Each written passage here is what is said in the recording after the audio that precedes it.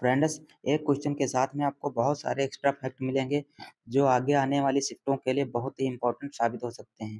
तो आपसे अनुरोध है कि यह वीडियो जो है अपने दोस्तों के पास ज़रूर शेयर करें और जो है उनसे चैनल सब्सक्राइब करने के लिए भी कहें। पहला क्वेश्चन है, अनुच्छेद 48 ए किससे संबंधित है? तो इसका सही आंसर हो जाएगा पर्यावरण और वन संरक्षण से। किससे संबंधित है? पर्यावरण और वन संरक्षण से। अब इस क्वेश्चन के साथ में हम कई सारे महत्वपूर्ण अनुच्छेद देखेंगे, तो आइए देखते हैं। अगर आपसे पूछ ले कि आर्टिकल 26 जो है यह किससे संबंधित है, तो यह धार्मिक कार्यों के प्रबंधन की स्वतंत्रता से संबंधित है। अगर आर्टिकल 30 पूछ ले तो अल्पसंख्यक वर्गों को शिक्षण संस्थानों की स्थापना व संचालित करने का अधिकार है। अगर आर्टिकल 32 पूछ ले तो इसमें संवैधानिक उपचारों का अधिकार है। ये जो है इसमें संवैधानिक उपचारों का अधिकार है। इसी को डॉक्टर भीमराव अम्बेडकर ने जो है संविधान की आत्मा कहा है, ये भी याद रखना। नेक्स्ट है आर्टिकल 23। इसमें जो है मानव के दुर्व्यापार, बलात् श्रम बेगार हैं। और अगर अनुच्छेद 24 पूछ ले तो इसमें बाल श्रम प्रतिषेध है। आर्टिकल 39 में समान कार्य के लिए समान वेतन है। और जो आर्टिकल 39 ए है इसमें जो है गरीबों को निःशुल्क विधिक सहायता है। इसको जो है जोड़ा गया है 42वां संविधान संशोधन 1976 के द्वारा। कब जोड़ा गया है? 42वां संविधान संशोधन 1976 के द्वारा। आर्टिकल 40 अगर पूछ ले तो इसमें पंचायतों का गठन है। और आर्टिकल 43 का बी जो है इसमें सहकारी समिति का गठन है। किसका? सहकारी समिति का गठन। इसको जो है 97वें संविधान संशोधन 2011 में जोड़ा गया है। अगर आपसे पूछ ले कि आर्टिकल 44 में क्या है, तो इसमें समान नागरिक संहिता है। क्या है? समान नागरिक संहिता। संविधान द्वारा लागू करने वाला पहला राज्य जो है क्या तुम्हारा उत्तराखंड हो जाएगा।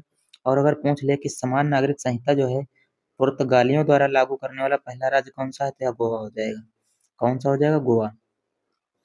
नेक्स्ट है अनुच्छेद 48 ए। इसमें जो है राज्य पर्यावरण संबंधी संरक्षण करेगा। इसको जोड़ा गया है 42वें संविधान संशोधन 1976 द्वारा। कब जोड़ा गया है? 42वें संविधान संशोधन 1976 के द्वारा यही क्वेश्चन पूछा गया था। अगर आर्टिकल 50 पूछ ले तो इसमें जो है कार्यपालिका का न्यायपालिका से पृथक्करण है। अगर आर्टिकल 52 पूछ ले तो इसमें राष्ट्रपति के पद का प्रावधान है। क्या है? राष्ट्रपति के पद का प्रावधान। अगर अनुच्छेद 53 पूछ ले तो इसमें जो है संघ की सभी कार्यपालकीय शक्तियां जो है राष्ट्रपति में निहित होंगी। अगर आर्टिकल 54 पूछ ले तो चुनाव अप्रत्यक्ष रूप से होता है, राष्ट्रपति का चुनाव से संबंधित है। अगर पूछ ले कि आर्टिकल 55 में जो क्या है, तो इसमें चुनाव की पद्धति है एकल संक्रमणीय मत प्रणाली। अगर पूछ ले कि आर्टिकल 56 तो यह कार्यकाल से संबंधित है। और अगर आर्टिकल 62 पूछ ले तो इसमें जो है राष्ट्रपति के लिए पद संबंधी शर्तें हैं। अगर पूछ ले आपसे ये जो आर्टिकल 60 है इसमें जो है शपथ दिलाएगा सुप्रीम कोर्ट का मुख्य न्यायाधीश। राष्ट्रपति को शपथ कौन दिलाएगा? सुप्रीम कोर्ट का मुख्य न्यायाधीश। अगर आर्टिकल 61 पूछ ले तो इसमें महाभियोग की प्रक्रिया है। अगर पूछ ले कहाँ से ली गई है, तो यह यूएसए के संविधान से ली गई है। कहाँ से? अमेरिका के संविधान से। अगर पूछ ले कि आर्टिकल 32 में क्या है, तो इसमें राष्ट्रपति को क्षमादान की शक्ति है। क्या है? राष्ट्रपति को क्षमादान की शक्ति। ये क्वेश्चन ये पूछा गया था कि 61वां संविधान संशोधन जो है किससे संबंधित है, तो इसका सही आंसर हो जाएगा मतदान के लिए आयु सीमा जो है 21 वर्ष से घटाकर 18 वर्ष कर दिया गया। यही एक ऑप्शन दिया होगा, यही उसका जो है आंसर सही होगा। अब इस क्वेश्चन के साथ में भारतीय संविधान के कुछ प्रमुख संशोधन पढ़ेंगे जो आपके आने वाली जो शिफ्ट हैं उनके लिए बहुत ही इम्पोर्टेंट है। अगर आपसे पूछ ले कि संविधान संशोधन की प्रक्रिया जो है यह किस अनुच्छेद में है, तो यह 368 में। कितने में है? 368 में। अगर आपसे पूछ ले कि प्रथम संविधान संशोधन जो है यह कब हुआ था, तो यह 1951 में हुआ था। और यह जो है तुम्हारा भूमि सुधार से संबंधित है। किससे? भूमि सुधार से संबंधित। अगर आपसे पूछ ले कि 21वां संविधान संशोधन कब हुआ था, तो यह 1967 में हुआ था। इसमें जो है सिंधी भाषा को 8वीं अनुसूची में जोड़ा गया था 15वीं भाषा के रूप में। किस भाषा के रूप में? 15वीं भाषा के रूप में। अगर आपसे पूछ ले कि 42वां संविधान संशोधन जो है कब हुआ था, तो 1976 में हुआ था। इसमें जो है संविधान की प्रस्तावना में समाजवादी, पंथनिरपेक्ष और अखंडता सब जोड़े गए थे। यह जो संविधान का 42वां संविधान संशोधन है इसको मिनी संविधान भी कहा जाता है। क्या कहा जाता है? मिनी संविधान कहा जाता है। इससे पूछ ले कि 44वां संविधान संशोधन कब हुआ था, यह 1978 में हुआ था। इसमें जो है आंतरिक अशांति के स्थान पर सैन्य विद्रोह शब्द जोड़ा गया था। ठीक है। और इसी में जो है संपत्ति के अधिकार को मौलिक अधिकारों के भाग से हटाकर विधिक या फिर कानूनी अधिकार की श्रेणी में रखा गया था, ये भी याद रखना। अगर आपसे पूछ ले कि 52वां संविधान संशोधन कब हुआ था, तो 1985 में हुआ था। इसमें जो है 10वीं अनुसूची जोड़ी गई थी। इसमें जो है राजनीतिक दल बदल पर अंकुश लगाने का लक्ष्य रखा गया था।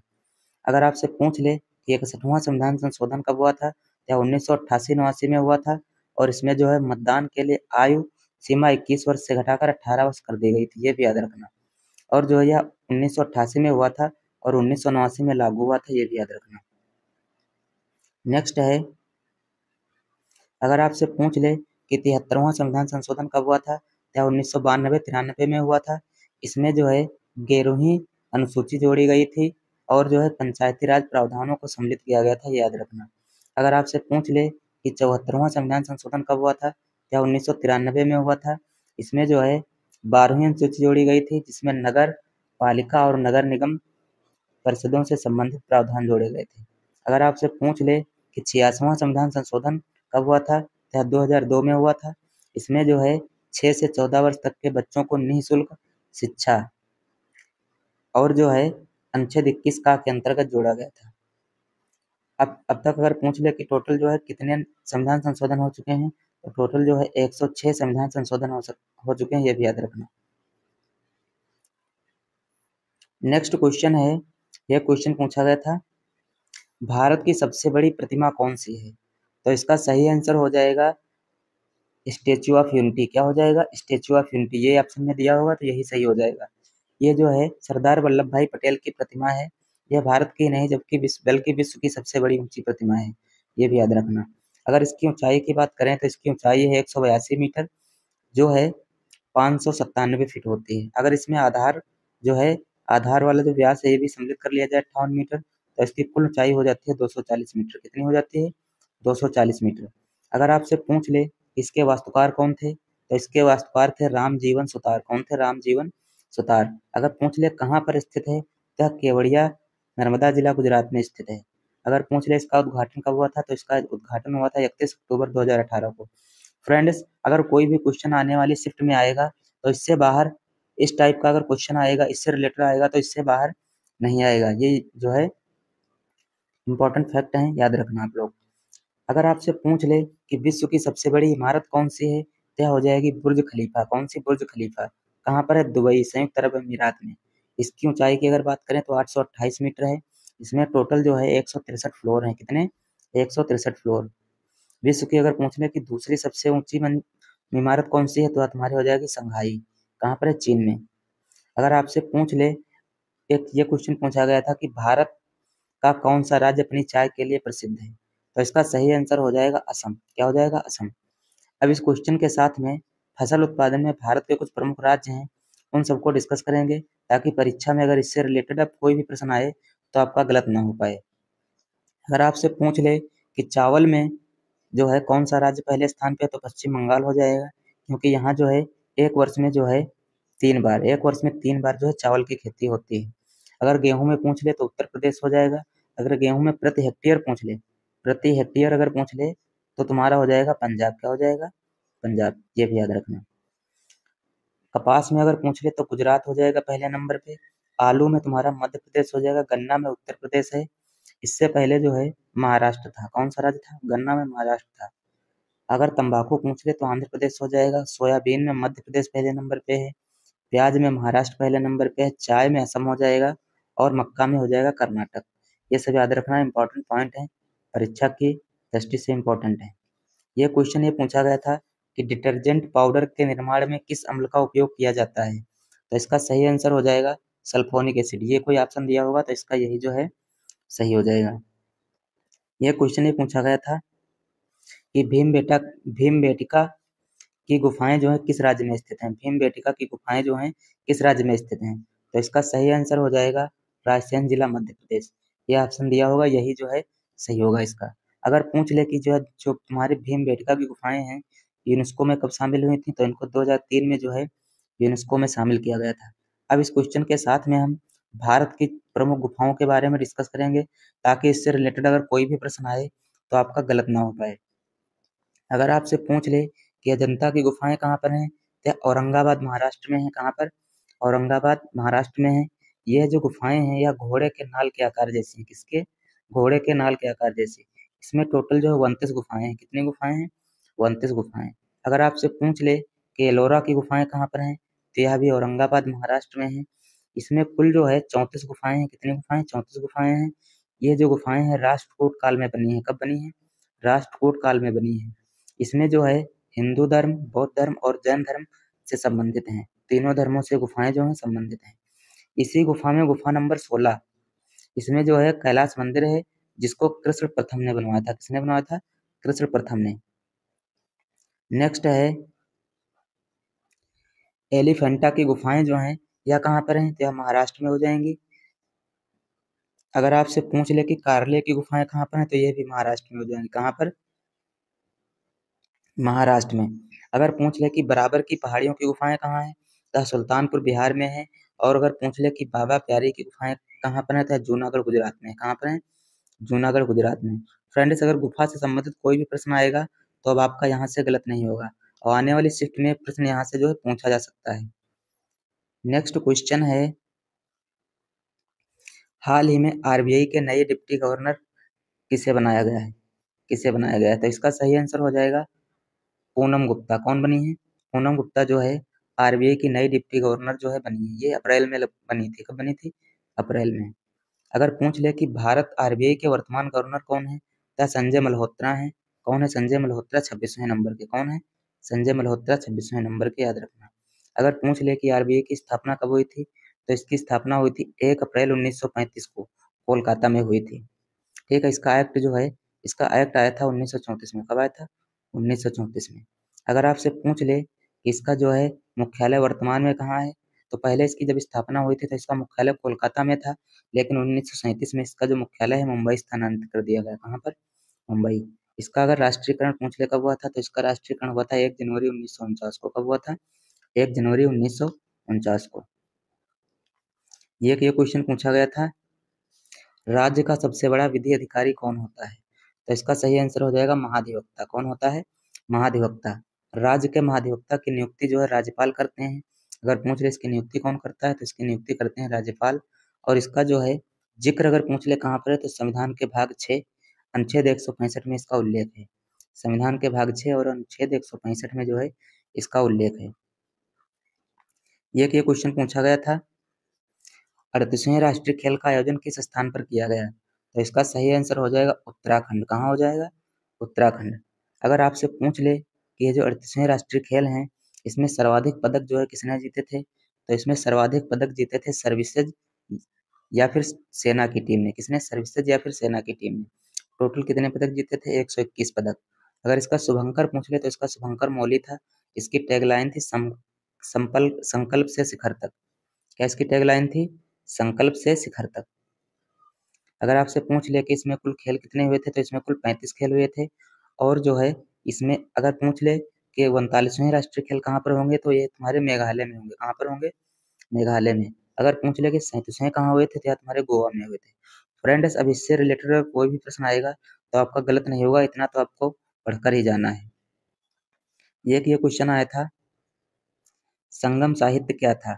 तो यह जो था तुम्हारा प्राचीन तमिल भाषा में रचित एक प्राचीन साहित्य ग्रंथ संग्रह है, याद रखना।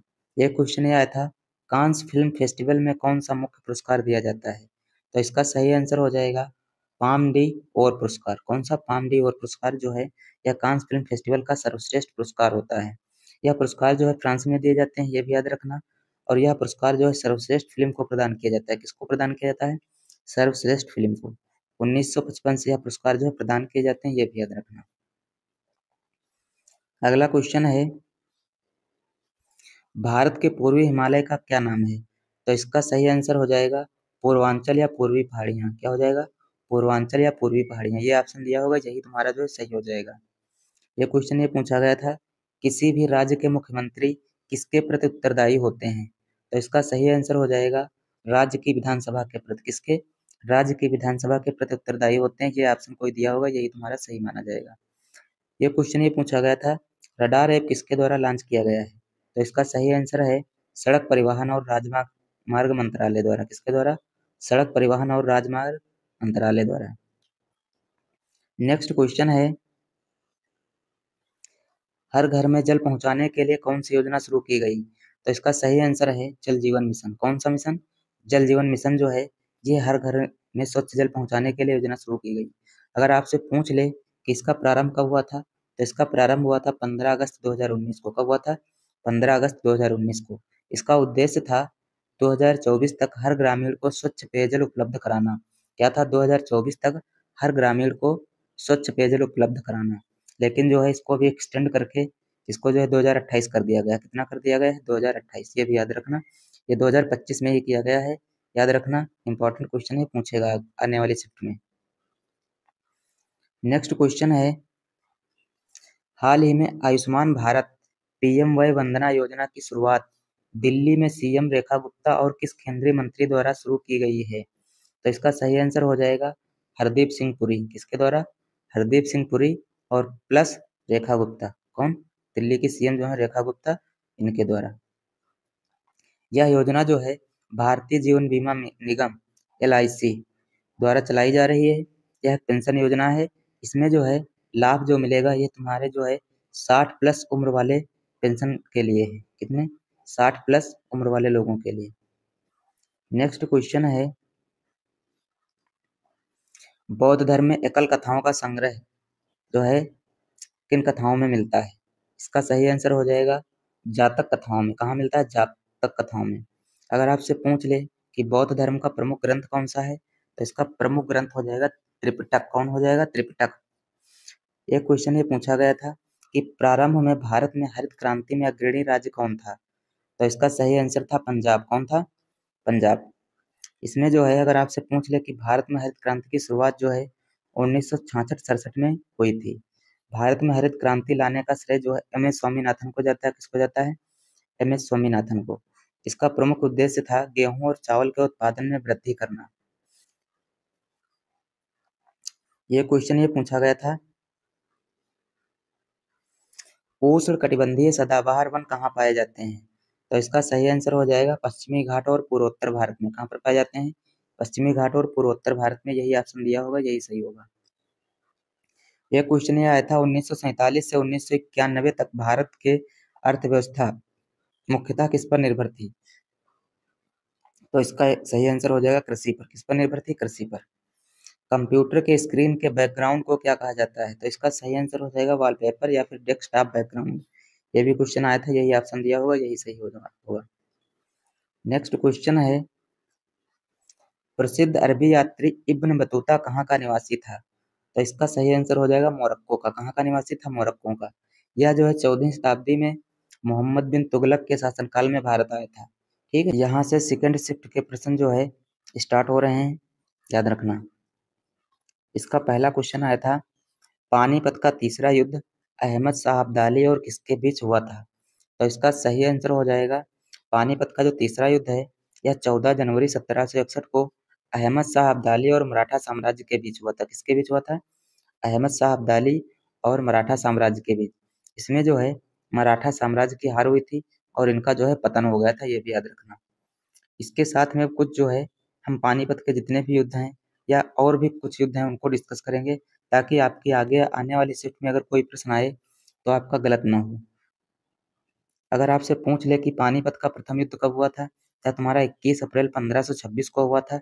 यह युद्ध जो है बाबर और इब्राहिम लोदी के बीच हुआ था। इसमें इब्राहिम लोदी जो है इसकी वहीं पर डेथ हो गई थी, युद्ध भूमि में मारा गया था ये। अगर आपसे पूछ ले कि पानीपत का दूसरा युद्ध कब हुआ था, तो यह हुआ था 5 नवंबर 1556 को हेमू और अकबर के सेनापति बैरम खान के मध्य हुआ था। अगर आपसे पूछ ले कि प्लासी का युद्ध कब हुआ था, तो यह तुम्हारा हुआ था 23 जून 1757 को। कब हुआ था?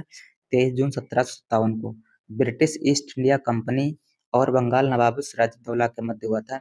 ये भी याद रखना। इसमें जो है ब्रिटिश ईस्ट इंडिया कंपनी की जो है जीत हुई थी।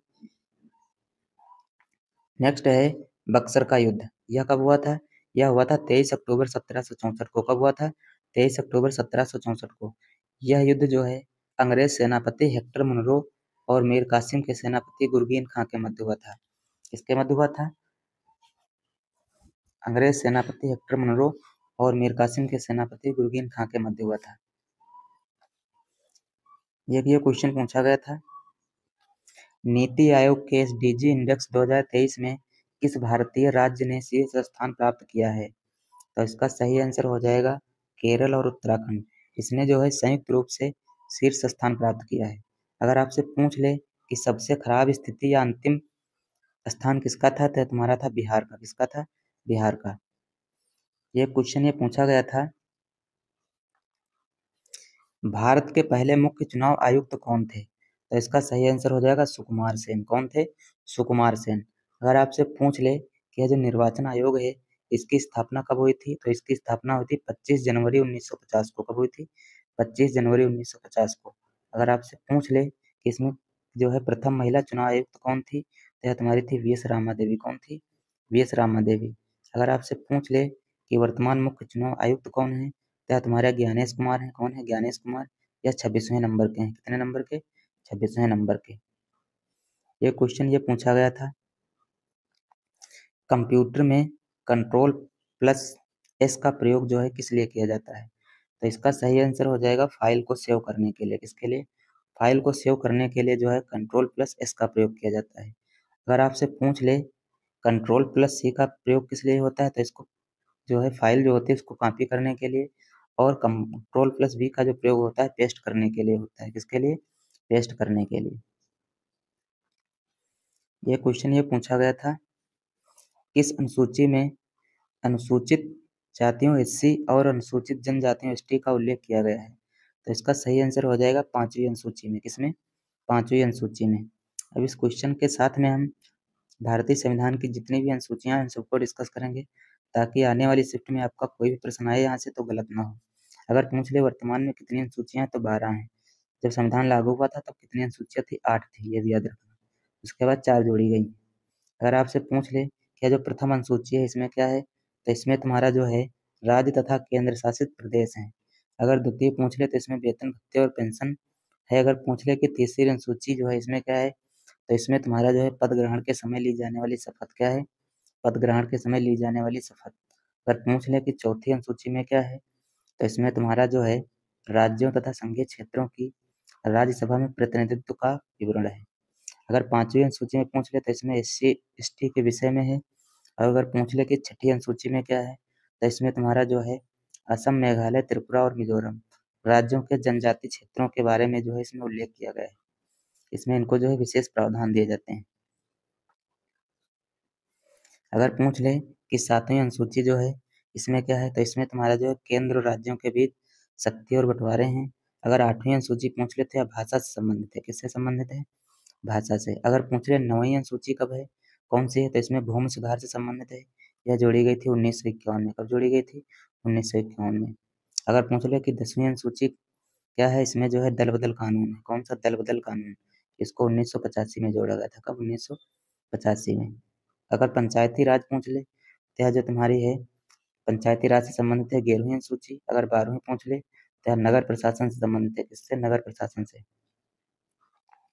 ये क्वेश्चन ये पूछा गया था, हार्ट लैंप नामक पुस्तक के लेखक कौन हैं जिन्हें 2025 में अंतरराष्ट्रीय मैन बुकर पुरस्कार मिला है? तो इसका सही आंसर हो जाएगा बानो मुश्ताक। ये जो है भारतीय लेखक हैं। यह कन्नड़ भाषा का एक लघु कथा संग्रह है। ये भी याद रखना। ठीक है। एक ये क्वेश्चन पूछा गया था, सुलह ए कुल की नीति किस बादशाह ने अपनाई थी? तो इसका सही आंसर हो जाएगा अकबर। किसने अपनाई थी? अकबर ने। एक ये क्वेश्चन पूछा गया था, संपर्क विधि द्वारा कौन सा अम्ल तैयार किया जाता है? तो इसमें जो है सल्फ्यूरिक अम्ल तैयार किया जाता है। कौन सा? सल्फ्यूरिक अम्ल, जिसका रासायनिक सूत्र होता है H2SO4। क्या होता है? H2SO4। याद रखना। एक क्वेश्चन ये पूछा गया था कि जागर नृत्य किस भारतीय राज्य में किया जाता है? तो इसका सही आंसर हो जाएगा उत्तराखंड में। कहाँ किया जाता है? उत्तराखंड में। नेक्स्ट क्वेश्चन है, भारत की पहली फीचर फिल्म कौन सी थी जो 1913 में बनाई गई थी? तो इसका सही आंसर हो जाएगा राजा हरिश्चंद्र। कौन सी फिल्म थी? राजा हरिश्चंद्र। अगर आपसे पूछ ले कि इसके निर्माता कौन थे, तो इसके निर्माता थे दादा साहब फाल्के। कौन थे? दादा साहब फाल्के। अगर आपसे पूछ ले कि भारत की पहली बोलती फिल्म कौन है, तो यह आलम आरा हो जाएगी। इसे 1931 में बनाया गया था। कब? 1931 में। इसके निर्देशक थे आरदेशिर ईरानी। कौन थे? आरदेशिर ईरानी। ये क्वेश्चन ये पूछा गया था, किस देश ने घोषणा की है कि सिर्फ उन पर्वतारोहियों को माउंट एवरेस्ट पर चढ़ने की अनुमति दी जाएगी जिन्होंने पहले 7,000 मीटर से ऊपर किसी पर्वत पर चढ़ाई की है। तो इसका सही आंसर हो जाएगा नेपाल। किसने? नेपाल। नेपाल ने एक बिल पास किया है। इन्होंने बताया है कि जो है 7,000 से मीटर से ऊपर जिन्होंने पहले चढ़ाई की है उन्हीं को अनुमति दी जाएगी, क्योंकि उसको जो है ट्रैफिक को कंट्रोल करने के लिए। यह क्वेश्चन ये पूछा गया था, 78वें कांस फिल्म फेस्टिवल में तन्वी द ग्रेट फिल्म के निर्देशक कौन थे? तो इसका सही आंसर हो जाएगा अनुपम खेर। कौन थे? अनुपम खेर। इन्होंने एक फिल्म बनाई थी, उसका नाम था तन्वी द ग्रेट। ठीक है, इसको जो है यहाँ पर नामित किया गया था। यह क्वेश्चन ये पूछा गया था, केंद्र सरकार को कानून बनाने का अधिकार किस सूची में दिया गया है? तो इसका सही आंसर हो जाएगा केंद्रीय सूची में। ये ऑप्शन दिया होगा, यही जो है इसका सही आंसर होगा। अगर आपसे पूछ ले कि संविधान की 7वीं सूची में कितनी अनुसूचियां हैं, तो इसमें टोटल 3 अनुसूची हैं। कौन कौन सी? एक है केंद्रीय सूची, एक है राज्य सूची और एक है समवर्ती सूची। ये 3 अनुसूचियां हैं, 3 सूचियां हैं। ठीक है, इसी में एक केंद्रीय सूची है, इसमें जो है केंद्र सरकार को कानून बनाने का अधिकार है। यह क्वेश्चन ये पूछा गया था, अगोड़ा किला जो पुर्तगालियों के शासनकाल के दौरान बनाया गया था किस राज्य में स्थित है? तो इसका सही आंसर हो जाएगा गोवा। कहाँ स्थित है? गोवा में। यह क्वेश्चन ये पूछा गया था कि भारत के किस पड़ोसी देश ने नए साल की शुरुआत के समय भारत पर हमला किया था? तो इसका सही आंसर हो जाएगा पाकिस्तान। यह क्वेश्चन ये पूछा गया था, आर्टिलरी डील किस देश के साथ हुई है? तो यह जो डील है तुम्हारी अर्मेनिया के साथ हुई है। किसके साथ? अर्मेनिया के साथ। याद रखना किसके साथ हुई? अर्मेनिया के साथ में। यह ऑप्शन दिया होगा, यही सही होगा इसका। यह क्वेश्चन ये पूछा गया था, यूएनईसीई का क्षेत्रीय परिषद 2025 में किस शहर में आयोजित किया गया था? तो इसका सही आंसर हो जाएगा जिनेवा, स्विट्जरलैंड। कहाँ पर आयोजित किया गया था? जिनेवा, स्विट्जरलैंड में। यह क्वेश्चन ये आया था, मलेरिया किससे होता है? तो इसका सही आंसर हो जाएगा प्लाज्मोडियम से। किससे होता है? प्लाज्मोडियम से। यह जो प्लाज्मोडियम नामक प्रोटोजोआ जो है परजीवी से, इससे होता है, याद रखना। अगर पूछ ले यह जो है किससे फैलता है, तो यह मादा एनफ्लूएंजा मच्छर जो है इससे के काटने से मनुष्य के शरीर में जो है यह फैलता है, ये भी याद रखना। यह क्वेश्चन ये पूछा गया था, डीआरडीओ द्वारा कौन सी मिसाइल प्रणाली विकसित की गई थी जिसका उपयोग ऑपरेशन सिंदूर में किया गया था? तो इसका सही आंसर हो जाएगा ब्रह्मोस। क्या हो जाएगा? ब्रह्मोस। यह क्वेश्चन ये पूछा गया था, जम्मू कश्मीर में किस देश के घुसपैठियों को रोकने के लिए अभियान चलाया गया था? तो यह जो है इसका सही आंसर हो जाएगा पाकिस्तान से। पाकिस्तान से आने वाले आतंकवादियों और घुसपैठियों को रोकने के लिए कई ऑपरेशन चलाए गए हैं, जिनमें से कुछ प्रमुख ऑपरेशन हैं, जैसे एक हो जाएगा ऑपरेशन पराक्रम, ये भी जम्मू कश्मीर में चलाया गया है। एक है ऑपरेशन ऑल आउट, ये भी जम्मू कश्मीर में चलाया गया है।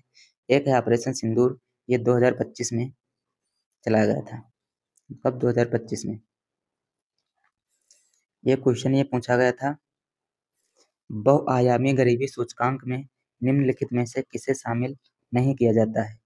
इसमें जो है अब हम ये देखेंगे कि किसको किसको शामिल किया जाता है। ठीक है, इसके 3 प्रमुख आयाम होते हैं, एक होता है स्वास्थ्य, एक होता है शिक्षा, एक होता है जीवन स्तर। इसके अलावा चौथा जो भी ऑप्शन दिया होगा उसे शामिल नहीं किया जाता है, ये याद रखना। नेक्स्ट क्वेश्चन है, हाल ही में ब्रह्मोस मिसाइल का परीक्षण किस देश में किया गया था? किस देश नहीं, यहाँ पर लिख लो किस राज्य में किया गया था? किस राज्य में, याद रखना। ठीक है, तो इसका परीक्षण किया गया लखनऊ में। कहाँ पर? लखनऊ में, याद रखना। नेक्स्ट क्वेश्चन है, डेजर्ट फ्लैग संयुक्त सैन्य अभ्यास भारत और किस देश की सेना के साथ होता है? तो इसका सही आंसर हो जाएगा यूएई के साथ में। किससे? संयुक्त अरब अमीरात के साथ में जो है डेजर्ट फ्लैग संयुक्त सैन्य अभ्यास होता है। एक ये क्वेश्चन आया था, उलुग उलगुलान विद्रोह जो है किस विद्रोह के नाम से जाना जाता है? तो इसको जो है बिरसा मुंडा विद्रोह भी कहा जाता है। क्या कहा जाता है? बिरसा मुंडा विद्रोह। अगर पूछ ले कि इस आंदोलन का प्रारंभ कब हुआ था, तो 1899 से 1900 के दौरान बिरसा मुंडा के नेतृत्व में झारखंड के छोटा नागपुर क्षेत्र में शुरू हुआ था, याद रखना।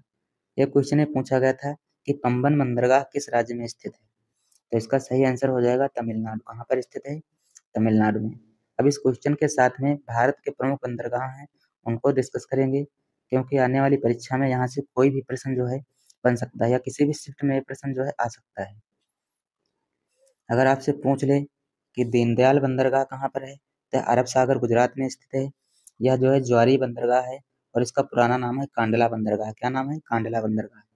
अगर आपसे पूछ ले कि मुंबई बंदरगाह कहाँ पर है, तो यह महाराष्ट्र में है। यह भारत का सबसे बड़ा बंदरगाह है, ये भी याद रखना। अगर आपसे पूछ ले कि न्यू मंगलुरु बंदरगाह कहाँ है, तो यह अरब सागर कर्नाटक में स्थित है। और यह बंदरगाह जो है, अगर आपसे पूछ ले कि कोचीन बंदरगाह है, यह कोच्चि केरल में स्थित है। कहाँ पर? कोच्चि केरल में। इसको जो है अरब सागर की रानी कहा जाता है, ये भी याद रखना। अगर आपसे पूछ ले तूतीकोरिन बंदरगाह कहाँ है, तो यह तमिलनाडु में है। और यहीं पर अगर आपसे पूछ ले कि चेन्नई बंदरगाह कहाँ पर है, तो यह तमिलनाडु में हो जाएगा। यह भारत का सबसे प्राचीन बंदरगाह है। कौन सा? चेन्नई बंदरगाह जो है, यह भारत का सबसे प्राचीन बंदरगाह है। अगर आपसे पूछ ले कि पारादीप कहाँ पर है, तो यह उड़ीसा में है। एन्नौर बंदरगाह कहाँ पर है? तमिलनाडु में है। और विशाखापत्तनम बंदरगाह पूछ ले तो यह आंध्र प्रदेश में हो जाएगा। यह बंदरगाह जो है भारत का सबसे गहरा बंदरगाह है। कौन सा? विशाखापत्तनम। अगर पूछ ले वधावन पोर्ट कहाँ पर है, तो यह तुम्हारा महाराष्ट्र में हो जाएगा।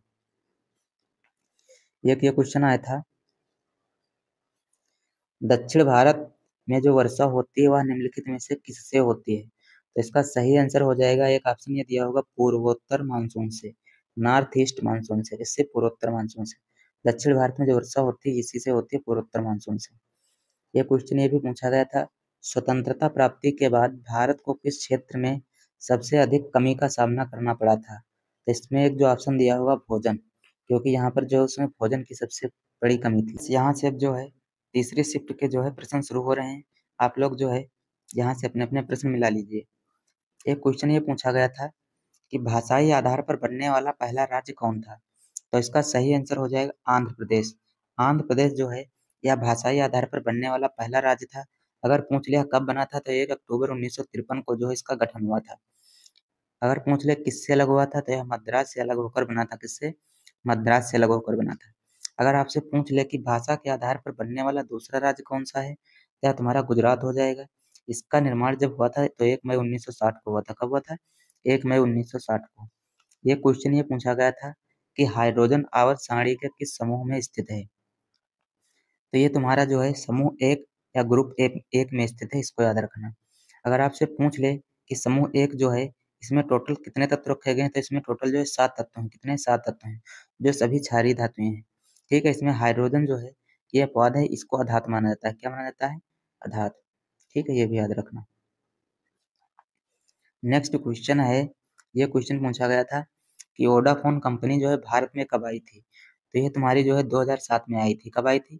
2007 में। यही एक ऑप्शन दिया होगा, ये तुम्हारा सही होगा।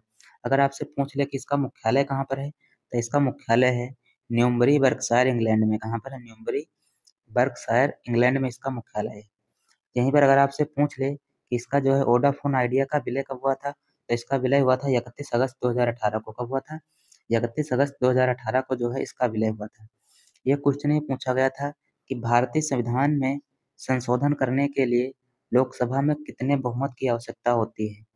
तो इसका सही आंसर हो जाएगा विशेष बहुमत की। इसकी आवश्यकता होती है विशेष बहुमत की। 2/3 बहुमत जो होता है यह विशेष बहुमत माना जाता है, इसी की आवश्यकता होती है संशोधन करने के लिए।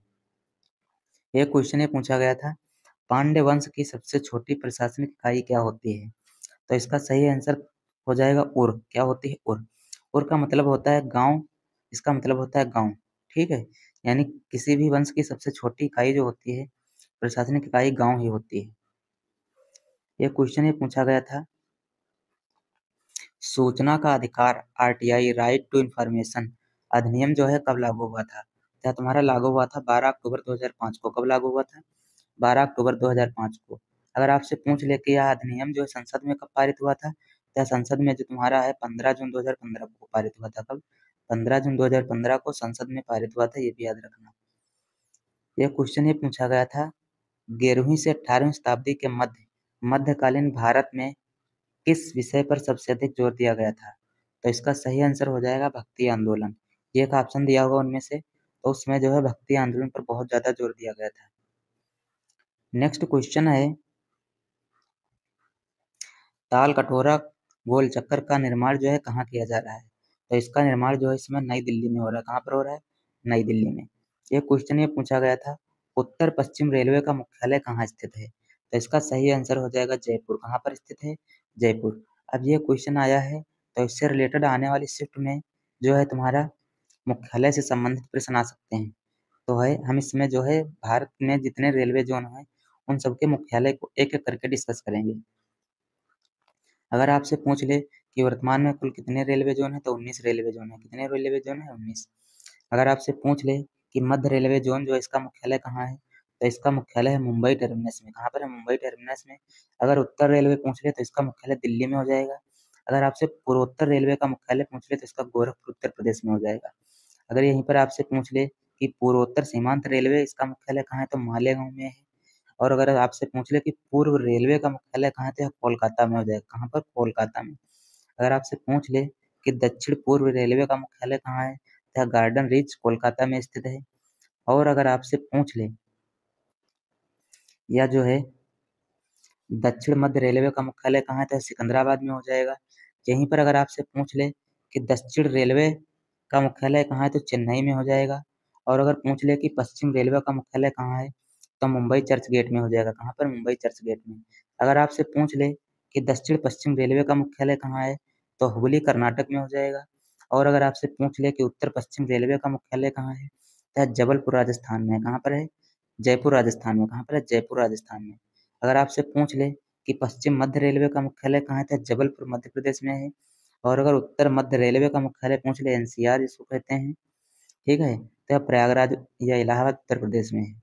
अगर आपसे पूछ ले कि दक्षिण पूर्व मध्य रेलवे का मुख्यालय कहाँ है, तो बिलासपुर छत्तीसगढ़ में है। और अगर पूर्व तटीय रेलवे का मुख्यालय पूछ ले तो भुवनेश्वर उड़ीसा में हो जाएगा। कहाँ पर? भुवनेश्वर उड़ीसा में। अगर आपसे पूछ ले कि पूर्व मध्य रेलवे का मुख्यालय कहाँ है, तो हाजीपुर बिहार में हो जाएगा।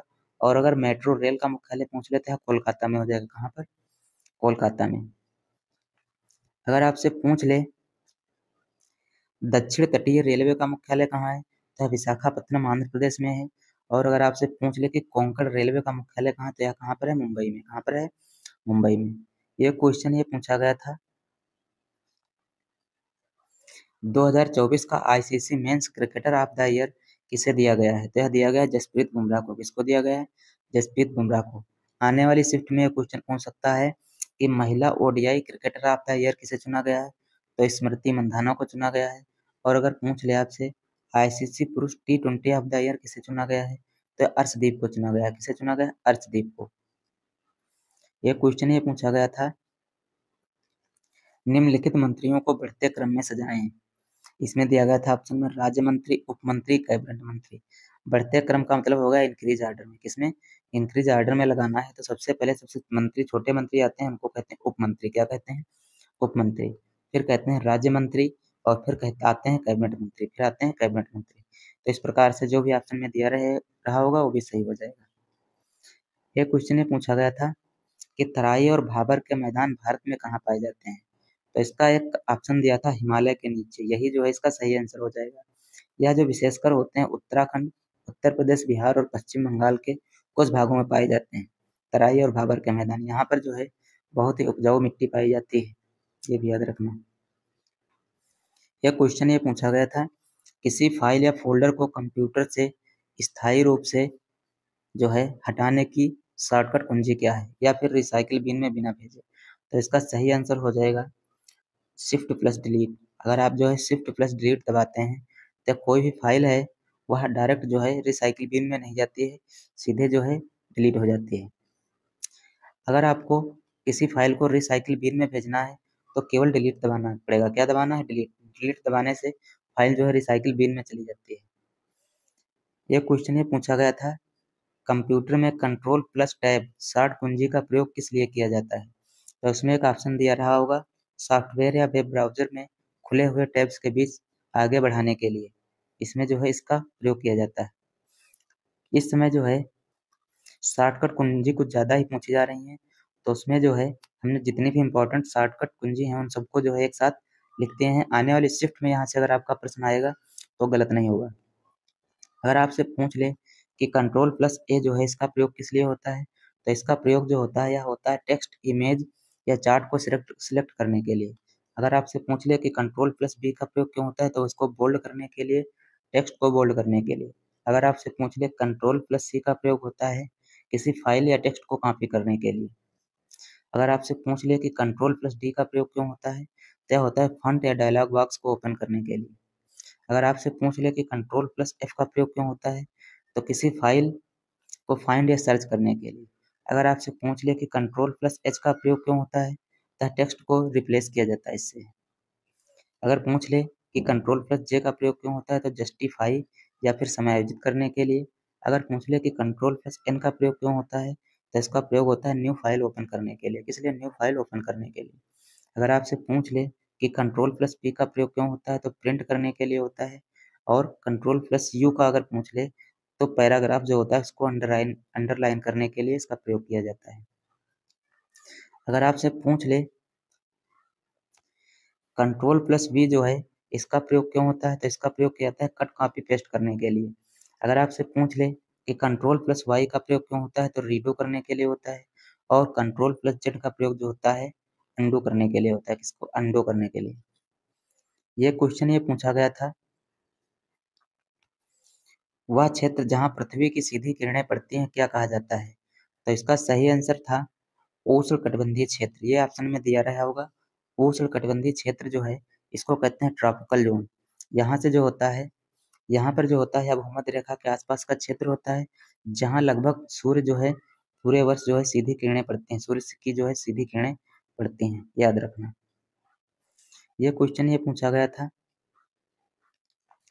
NH6 वर्तमान में पूर्वोत्तर भारत के कितने राज्यों को जोड़ता है, तो इसका सही आंसर हो जाएगा 4 राज्यों को। कितने राज्यों को जोड़ता है? अगर पूछ ले कौन कौन से राज्यों को जोड़ता है, तो इसमें हो जाएगा मेघालय, असम, मिजोरम और त्रिपुरा। किसको किसको? मेघालय, असम, मिजोरम और त्रिपुरा। ये क्वेश्चन ये पूछा गया था। पीएम सूर्य घर मुफ्त बिजली योजना के अंतर्गत सबसे अधिक इंस्टॉलेशन किस राज्य में किए गए हैं, तो इसका सही आंसर हो जाएगा गुजरात में। कहाँ पर? गुजरात में। अगर आपसे पूछ ले कि इसका प्रारंभ कब हुआ था, तो इसका प्रारंभ हुआ था 15 जनवरी 2024 को। कब हुआ था? 15 फरवरी 2024 को। अगर पूछ ले कि इसको जो है किसने शुरुआत किया था, तो प्रधानमंत्री मोदी द्वारा इसकी जो है शुरुआत की गई थी। इसका उद्देश्य था सौर ऊर्जा को बढ़ावा देने के लिए इस योजना को शुरू किया गया था। इसमें जो है सोलर पैनल लगवाने पर सब्सिडी देने का भी प्रावधान रखा गया है, ये भी याद रखना। ये क्वेश्चन ये पूछा गया था, नारायण गुरु एक समाज सुधारक थे, वह किस राज्य से संबंधित थे, तो इसका सही आंसर हो जाएगा केरल। कहाँ से संबंधित थे? केरल से। ये क्वेश्चन ये पूछा गया था, समुद्र की गहराई मापने के लिए निम्नलिखित में से किस उपकरण का प्रयोग किया जाता है, तो इसका सही आंसर हो जाएगा सोनार। क्योंकि ऑप्शन में जो है फायदोमीटर नहीं दिया था, तो सोनार ही सही आंसर हो जाएगा। वैसे जो है फायदोमीटर का भी प्रयोग किया जाता है समुद्र की गहराई मापने के लिए। ये क्वेश्चन ये पूछा गया था, नेफिल हाइड्रो इलेक्ट्रिक पावर प्लांट किस राज्य में स्थित है, तो इसका सही आंसर हो जाएगा अरुणाचल प्रदेश। कहाँ पर स्थित है? अरुणाचल प्रदेश में। ये क्वेश्चन ये पूछा गया था, 2025 में 100% पूर्ण साक्षरता प्राप्त करने वाला भारत का पहला राज्य कौन बना है, तो इसका सही आंसर हो जाएगा मिजोरम। कौन बना है? मिजोरम।